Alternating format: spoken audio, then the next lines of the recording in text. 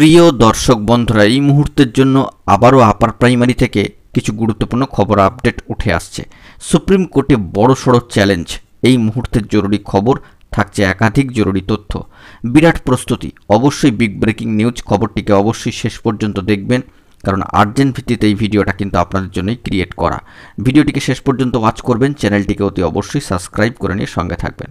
চলুন কথাবার্তা না বাড়িয়ে মূল টপিকে ফোকাস করে সম্পূর্ণ বিষয়টিকে জেনে নেওয়ার চেষ্টা করি।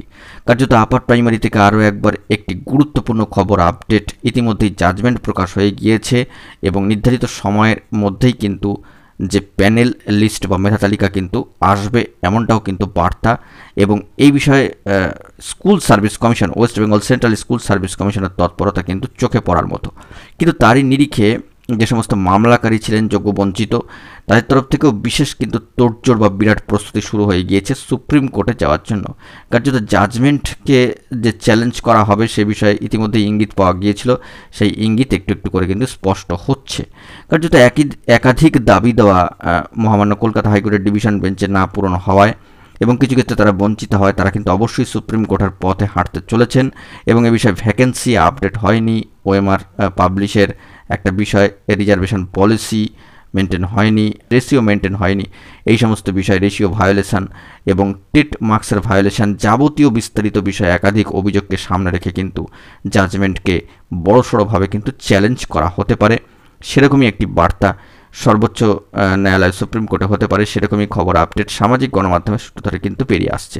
তবে সার্বিকভাবে দেখতে গেলে এই যে এসএলপি নতুন করে দায়ের হচ্ছে, তা গ্রহণ হবে কি হবে না, কিভাবে বিষয়টি এগোবে, কিভাবে চ্যালেঞ্জ হবে, চ্যালেঞ্জ হলেও সেই প্রসিডিওর কিভাবে এগোবে, সেই বিষয়ে কিন্তু এখনও পর্যন্ত কোনো ভাইটাল ইনফরমেশান বা অফিসিয়ালি ইনফরমেশান আমাদের কাছে এসে পৌঁছায়নি, বা সেই রকম কিন্তু কোনো খবর এখনও পর্যন্ত উঠে আসেনি। তবে সুপ্রিম কোর্টে ক্যাভিয়েট দাখিল হয়ে রয়েছে, সে বিষয়ে ডিটেলস আপডেট দিয়েছি, সেই বিষয়ে আরও খোঁজখবর করার কিন্তু চেষ্টা চলছে।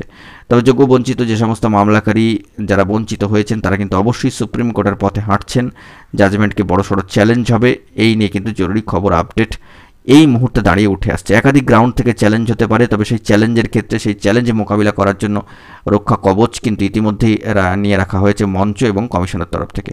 মঞ্চ কিন্তু নিয়োগের পথে হাঁটতে চাইছেন, সে বিষয়ে স্কুল সার্ভিস কমিশনের সাথে তারা বরাবরই যোগাযোগ রক্ষা করেছেন। স্কুল সার্ভিস কমিশন কিন্তু এই বিষয়ে পজিটিভ বার্তা দিয়েছে। লিস্ট প্রকাশ, কাউন্সেলিং প্রসিডিওর যাবতীয় ফেজ বাই ফেজে নির্ধারিত ডেটের মধ্যেই হবে, এমনও কিন্তু সবুজ সংকেত রয়েছে।